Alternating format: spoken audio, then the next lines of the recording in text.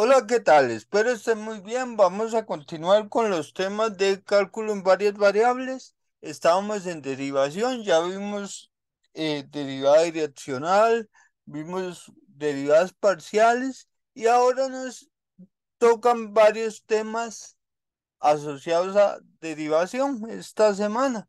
El primero de ellos es las derivadas parciales de funciones definidas implícitamente. ¿De qué trata esto? Bueno, si ustedes recuerdan anteriormente, yo tenía z en una ecuación despejado. Entonces, en teoría, z era igual a f minúscula de x, y. La z está despejada y queríamos hallar la derivada parcial de z con respecto a x y con respecto a y. Sin embargo, en veces la ecuación que nos dan de la superficie, la z no está despejada. Entonces, en teoría, decimos que la superficie tiene ecuación una función f mayúscula que depende de x, y y z igual a cero. Entonces, si la z no está despegado, ¿verdad?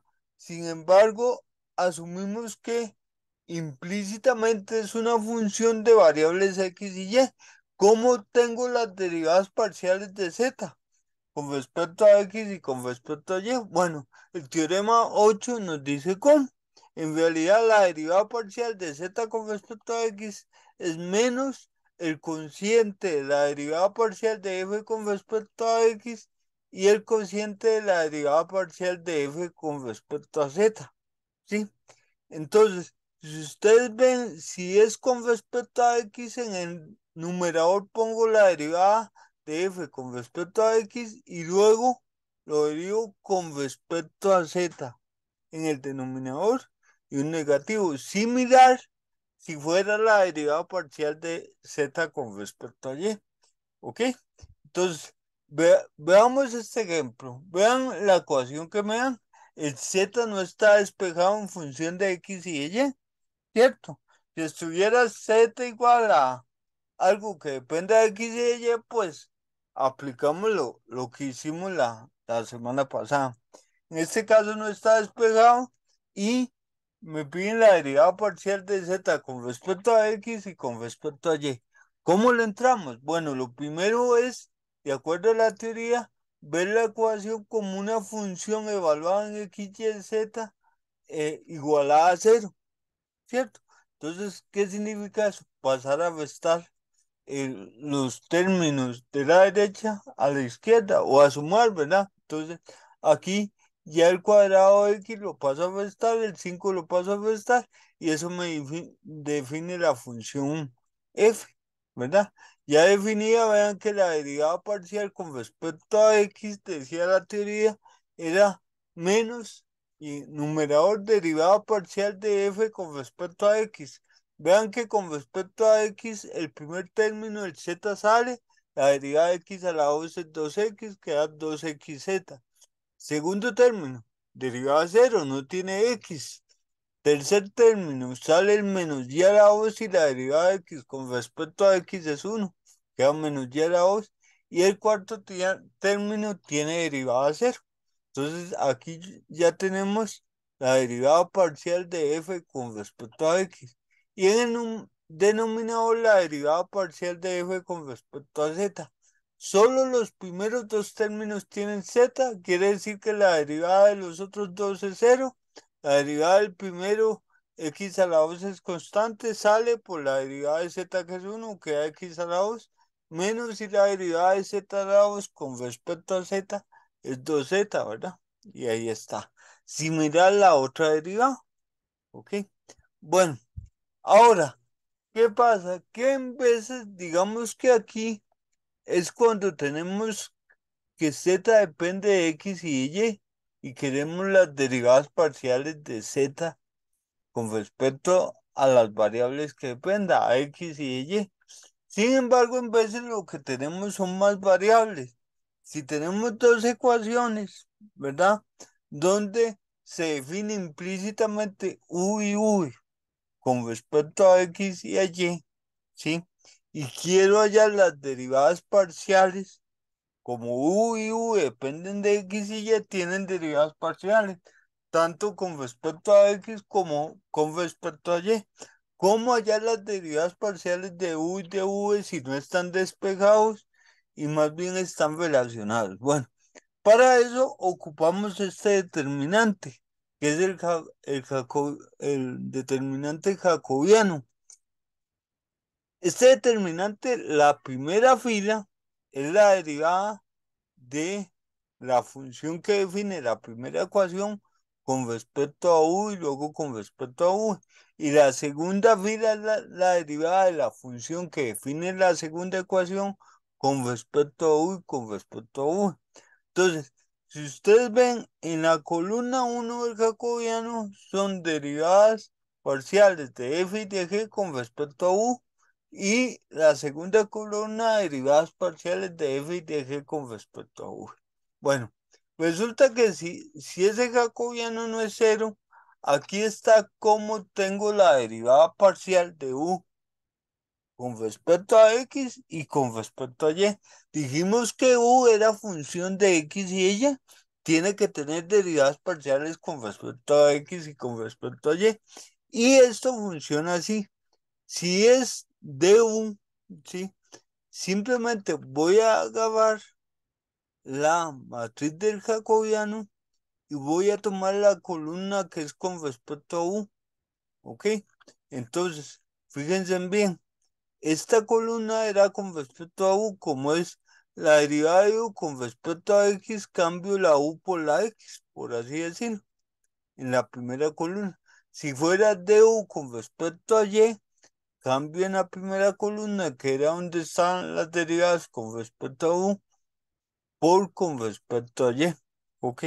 Ahora, ¿qué pasa con v? Similar, pero lo que cambio es la segunda columna del determinante jacobiano.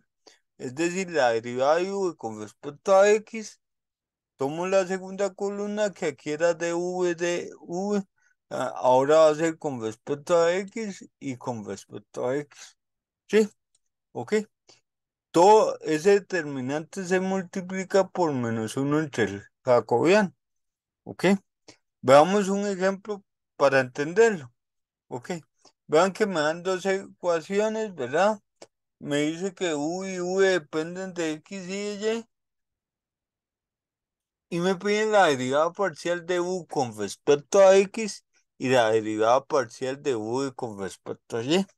Entonces, primero cada ecuación se acomoda de forma que esté igualada a cero. En este caso, pues ya están igualadas a cero. Entonces, la primera ecuación, el lado izquierdo me define la función f mayúscula y la segunda ecuación, el lado derecho, me define g mayúscula.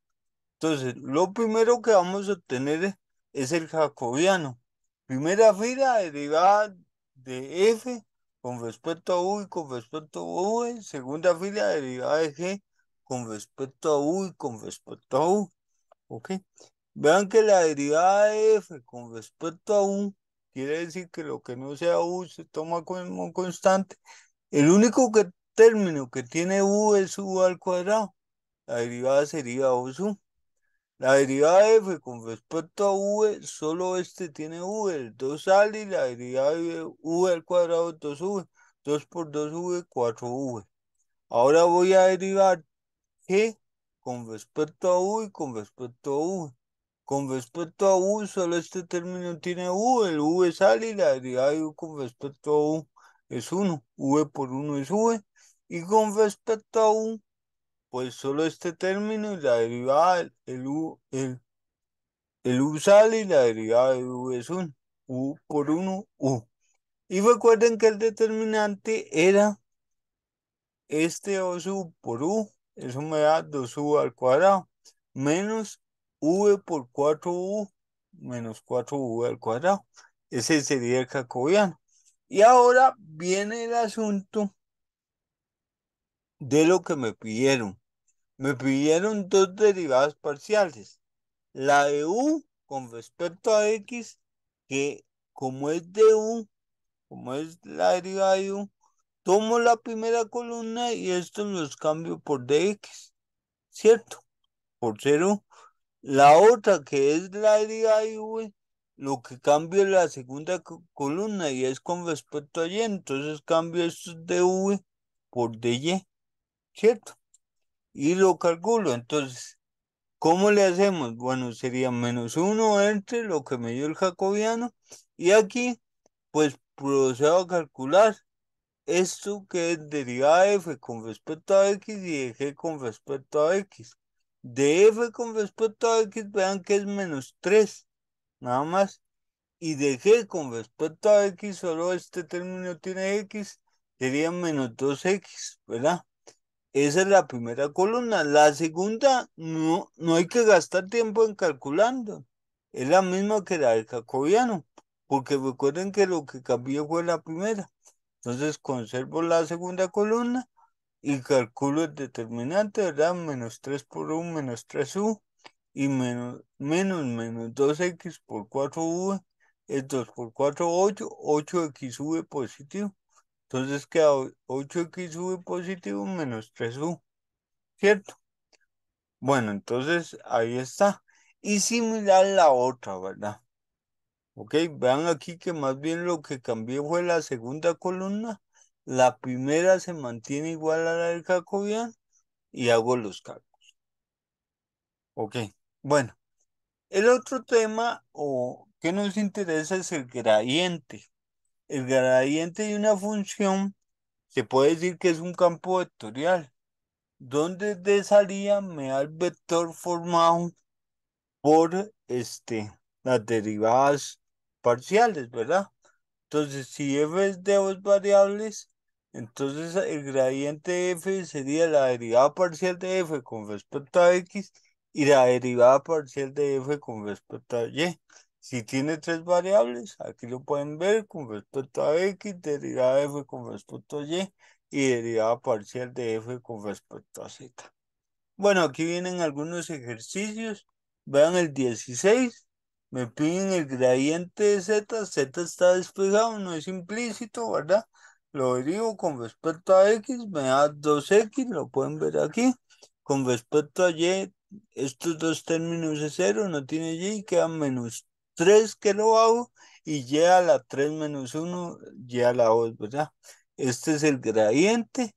Y ahora lo evalúo en 1,2, es decir, cambio la x por 1, 2 por 1, 2, y la y por 2, -3 por 2 a la 2, sería -12. Entonces eso me da el gradiente en eso. ¿Ok? Vean el ejemplo 17 igual. Pueden observar ahí los cálculos. Me piden el gradiente f. F está despegado en función de x, y y z. Entonces son tres variables. El gradiente de f sería la derivada parcial de f con respecto a x, luego con respecto a y por último con respecto a z. Ok. Vean el ejemplo 18. Igual me dan una ecuación y me piden el gradiente de z.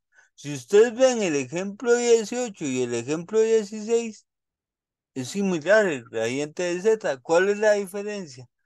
Que en el 16 el z está despejado, ¿verdad? En cambio, en el 18 el z no está despegado. Vean que es x al cuadrado más z al cuadrado igual a 3y. Entonces, aquí para hallar el gradiente hay que usar derivación implícita, ¿verdad? Porque el z no está despejado. Paso el 3y a restar, f de x, y, z sería x al cuadrado más z al cuadrado menos 3y que pasó a restar, ¿verdad? Y el gradiente de z depende de dos variables. Sería la derivada parcial de z con respecto a x, como la derivada parcial de z con respecto a y. Como z está implícito, depende de x y y, entonces recuerden que por lo que vimos hace un rato, esta sería la derivada de f con respecto a x sobre la derivada de f con respecto a z. Vean que la derivada de f es esto, perdón, estoy aquí, con respecto a x sería solo 2x. La derivada de f con respecto a z sería 2z, queda menos 2x entre 2z, eso es lo que nos da la fórmula. Similar a la otra, ¿verdad? Y ahí simplifico. Bueno, una de las aplicaciones de el gradiente es que nos permite calcular derivadas direccionales. Anteriormente vimos el concepto de derivada direccional. El problema es que para calcularla hay que calcular límites. Eso era porque no teníamos el teorema 10. El teorema 10 dice que si yo quiero la derivada de f bajo la dirección dada por un vector v, esa derivada f bajo la dirección v es el gradiente de f por v normalizado, es decir, por v dividido entre su norma. ¿De acuerdo? En particular, si el vector v es v1 como v2, vean que aquí este es un producto punto. Recuerden que el gradiente sería la derivada parcial de f con respecto a x, como la derivada parcial de f con respecto a y. Bueno, haciendo este producto punto sería la primera entrada de aquí, por la primera entrada de aquí, que sería v1 entre la norma de v, ¿cierto? Este es un vector de dos entradas, v1, la norma de v, coma v2, entre la norma de v, perdón, v1 entre la norma de v, v2 entre la norma de v, ¿verdad? Y haciendo el producto punto llegamos a eso, que nos permite calcular la derivada direccional. Vean este ejemplo, me dice hallar la derivada direccional en la dirección v igual a 2,5, ¿ok? Me dan la función, yo sé que eso es el gradiente, ¿qué sería? La derivada con respecto a x, vean que de los tres términos solo estos tienen x, la derivada del primero es 2x y el segundo sale el menos 3y a la 2 y la derivada de x es 1. Entonces queda menos 3y a la 2. Ahora, lo siguiente es la derivada parcial de f con respecto a y, ¿verdad? Para obtener el gradiente. Pueden verificar lo que es la derivada con respecto a y. Lo multiplico por v dividido entre su norma. Recuerden que la norma es la raíz de 2 al cuadrado más 5 al cuadrado, eso es 29. Aquí faltó la raíz de 29, ¿verdad? 1 sobre raíz de 29 por eso. Y al final obtengo la derivada direccional de v evaluada en x, y. Un detalle interesante es que si yo tomo v como el vector gradiente y u como el vector gradiente y u otro vector, recuerden que el coseno del ángulo entre u y v era el producto punto de u por v entre la norma de cada uno, ¿verdad? Pero el producto punto de u por v en u lo cambio por lo que es el gradiente, ¿sí? ¿Ok? Y entonces aquí resulta que si multiplican por el gradiente a ambos lados, les queda esto. Que esto que era la derivada direccional de v, evaluaban en XY. Entonces, la derivada direccional en v evaluaban en XY es la norma del gradiente por el cos del ángulo entre el gradiente y el vector v. ¿Ok? Como el cos, lo mínimo que puede ser es -1 y lo máximo que puede ser es 1, quiere decir que la derivada direccional está entre menos la norma del gradiente y la norma del gradiente. ¿Ok?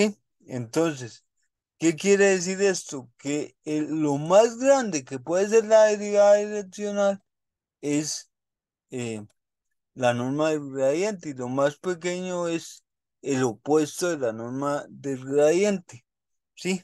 Entonces, quiere decir que el valor máximo de la derivada direccional se da en la dirección del gradiente y el valor mínimo de la derivada direccional se da en dirección eh, opuesta al gradiente. ¿De acuerdo? Aquí hace falta un menos también. Véanlo aquí, ¿verdad? Entonces ya tenemos lo máximo que puede ser la derivada direccional. ¿Ok? Bueno, entonces vean este, ¿verdad? Me dan una superficie, me dan un punto de la superficie y me dicen en qué dirección la recta tangente a P tiene pendiente máximo. ¿Ok? Entonces yo sé que la pendiente máxima, ¿sí? Se da cuando ¿qué? Cuando es en dirección al gradiente, ¿verdad? ¿Ok? Recuerden la derivada direccional, era la pendiente de la tangente, ¿verdad? En la dirección V. ¿Ok? Entonces, ¿qué vamos a hacer? Vamos a calcular este, el gradiente, perdón, y lo vamos a evaluar en el punto P. Eso sería la pendiente máxima. ¿De acuerdo? Entonces, veamos aquí con detalle, vean que la ecuación que me dieron, la z no está despegada, entonces el gradiente de z, pues hay que hacerlo implícitamente, pueden revisar luego con detenimiento los cálculos, y eso evaluado en el punto P, en el punto 1,2,3, me daría eso, simplemente cambio la x por 1, la z por 3 y la y por 2, ¿verdad? Entonces ya tengo el gradiente, ¿ok? ¿Eso qué significa? Significa que la pendiente máxima de la tangente que pasa por P se halla en la dirección del gradiente, o sea, cuando V es igual al gradiente. Y el valor de esa pendiente sería la norma de V, ¿verdad? Bueno, entonces esa es la idea y es una particularidad del gradiente. Es la pendiente máxima, si lo evalúo en un punto, eso es el gradiente. eh, Cuando sea, perdón, la pendiente de la tangente, cuando sea en dirección a el gradiente, adquiere su valor máximo, ¿verdad? Ok. Vean otro ejemplo. Dicen que la temperatura de un objeto en la posición X y está dado por eso. Si el objeto se encuentra en el punto 2,3 y se derrite, ¿en qué dirección debe tomar el objeto? ¿Qué dirección debe tomar el objeto para que la temperatura disminuya más rápidamente? O sea, si estoy en el punto 2,3, ¿en qué dirección la temperatura cae más rápidamente? O sea, el cambio instantáneo es más rápido. Entonces, sería en la dirección eh, para que disminuya más rápidamente. Este, Vamos a ver, aquí hay. Ok, entonces sabemos que si toma la dirección del gradiente es donde el cambio va a ser más alto, ¿verdad? Sin embargo, yo quiero el cambio más bajo, el mínimo. Entonces va a ser en la dirección contraria al gradiente, ¿cierto? Entonces, quiere decir que calculo el gradiente, lo evalúo en el punto, ¿verdad? Esto me da 20, menos 27. Y la dirección que vemos es, aquí hay un error, es el opuesto a V, que sería menos 20,27. En esa dirección va a disminuir más rápidamente la temperatura si estoy en el punto 2,3. ¿De acuerdo? Bueno, esa es la idea entonces del, este, del ejemplo. Ahí vienen algunos ejercicios y los otros temas que nos interesan tienen que ver con la tangencia en F3. Primero empecemos por la recta tangente. Ya vimos que una superficie puede tener el z despejado o puede estar implícito, el z como función de x y y. Sabemos también que la tangente a veces en un punto P en la dirección V, pues va a tener esta ecuación. Recuerden que ya hemos visto la ecuación de la recta y es un punto por un de pasa y un vector director. El vector V sería el vector director de la tangente.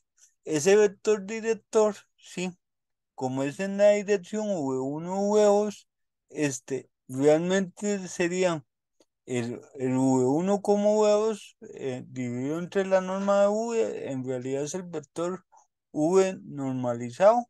Y la tercera entrada, ¿sí? Sería la derivada direccional, porque eso me da la pendiente de la tangente en la dirección V. ¿Ok?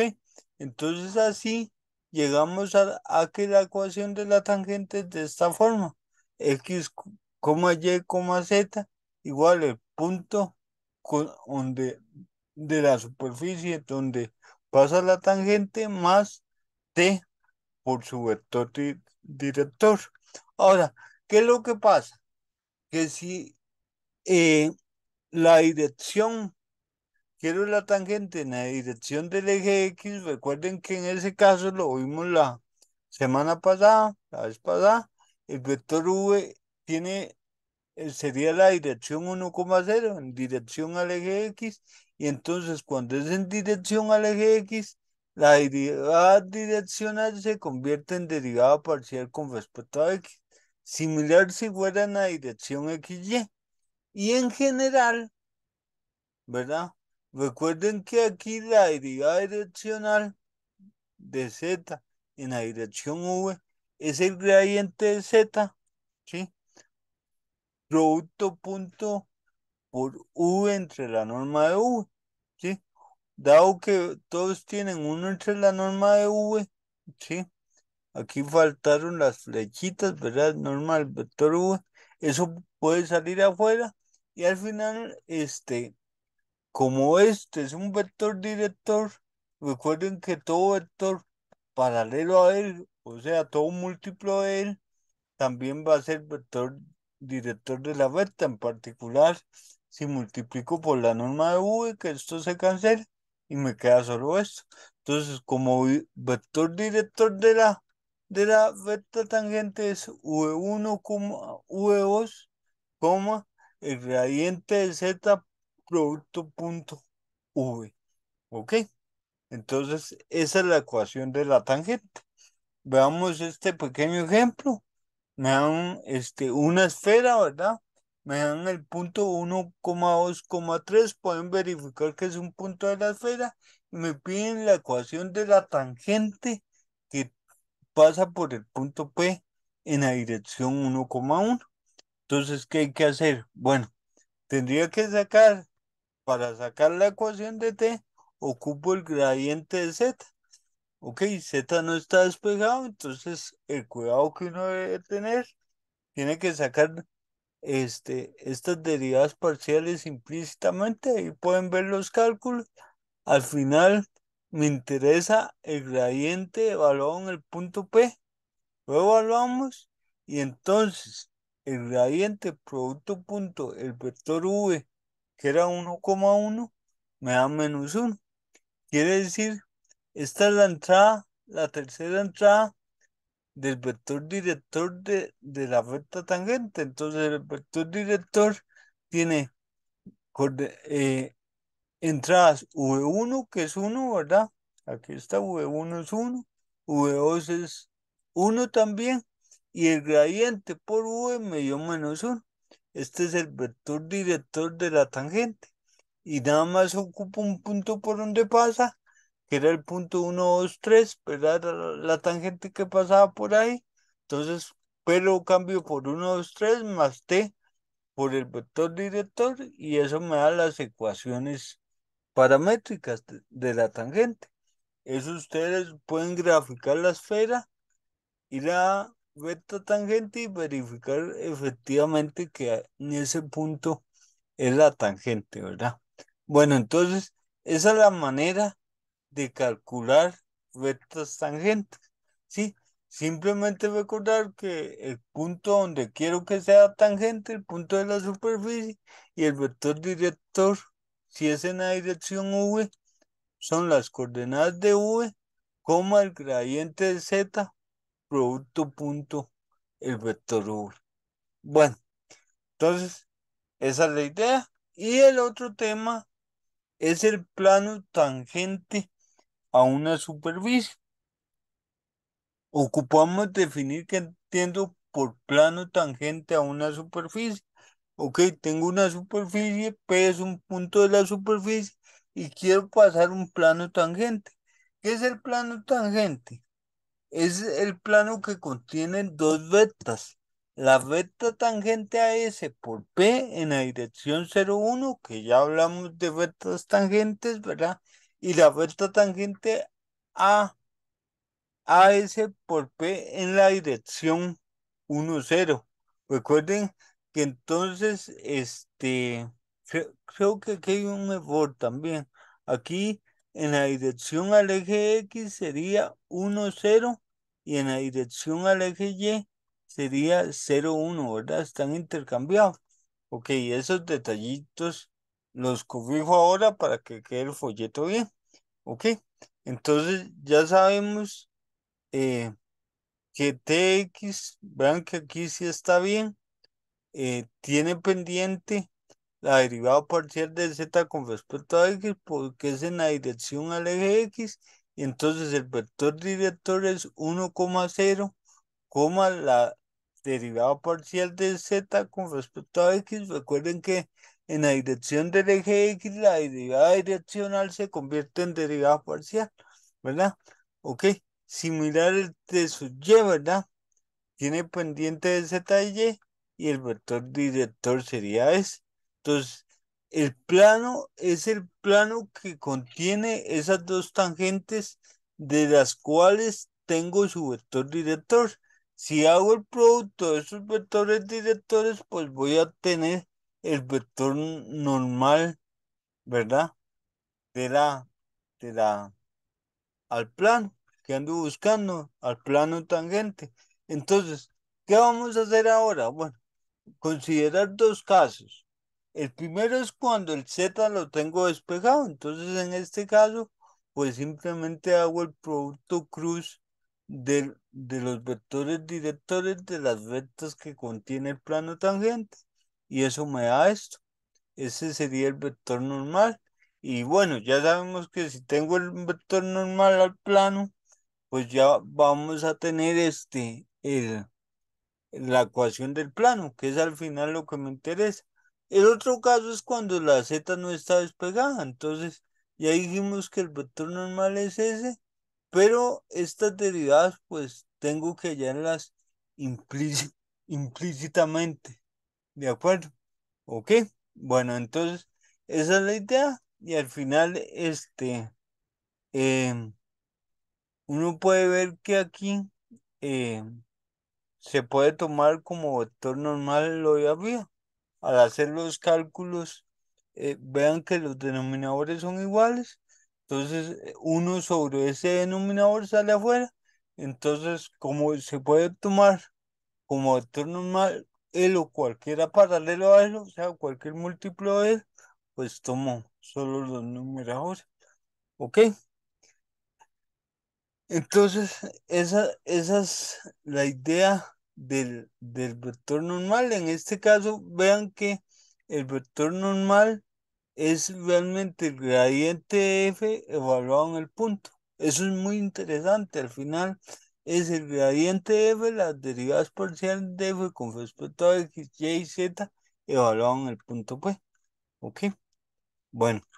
em, y recordar, bueno, si tengo un vector normal, la ecuación del plano tangente sería el vector normal producto punto por x menos el punto P, donde el punto de la superficie donde quiero el plano tangente. Y bueno, otro ejemplo, vean que me dan una esfera, me dan un punto de la esfera y me piden determinar el plano tangente. Entonces aquí, la Z no está despegada, entonces paso todo de un lado, saco el gradiente, lo evalúo en el punto, ¿verdad? Vean que el gradiente derivada de X con respecto derivada de f con respecto a x, recuerden que f es pasar todo al lado derecho, ¿verdad? Y sería al lado izquierdo, perdón, y sería ese lado izquierdo, ¿verdad? Aquí está f. Si lo verían con respecto a x es 2x, lo demás es cero, no tiene x. Con respecto a y es 2y y con respecto a z es 2z, ¿verdad? ¿Ok? Si ese gradiente lo evalúan en el punto P, cambiando x por uno y por 2 y z por 3 obtienen el vector normal. Y si tengo el vector normal y un punto por donde pasa, pues fácilmente hallo la ecuación del plano. Lo pueden dibujar y ver que ese plano solo toca P únicamente. Es totalmente tangente a la esfera en este caso. ¿Ok? Bueno, entonces, este, espero le sea de utilidad este video,